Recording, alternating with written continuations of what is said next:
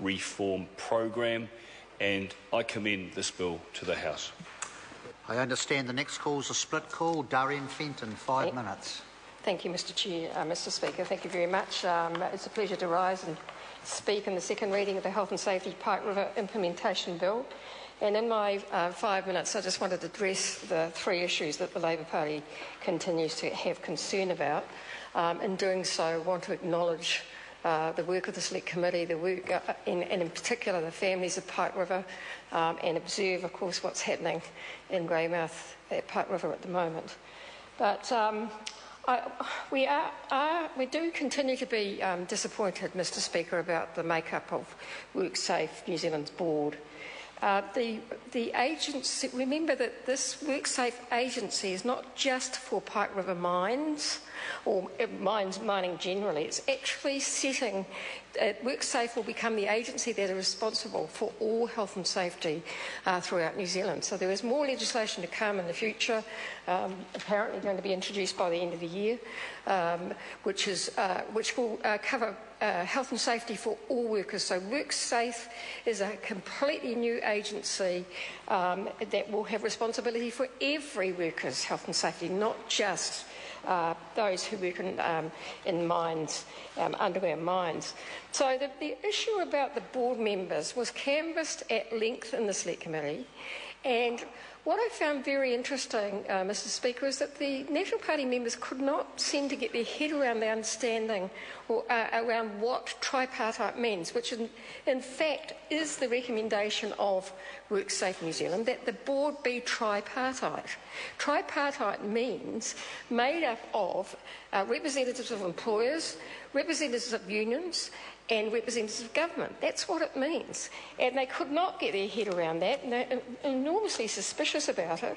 And while I acknowledge there's been some changes to the wording in the makeup of the board, where it's gone from, under Clause 7, from Clause 7.2d, perspectives of workplace participants, which no one knew what meant, to perspectives of workers, it simply doesn't cut the mustard in terms of the recommendations of the Pike River Mine Commission of Inquiry, and in fact the Health and Safety Task Force, which also recommended that WorkSafe be a tripartite board.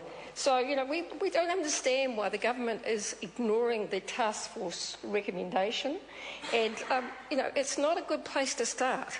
This is an agency, as I said, Mr Speaker, that will set health and safety in place not only for underground mines and highly dangerous industries, but for all workers. It's a completely new agency. It's the beginning of a new start for health and safety in New Zealand, which is entirely necessary given our awful record of health and safety.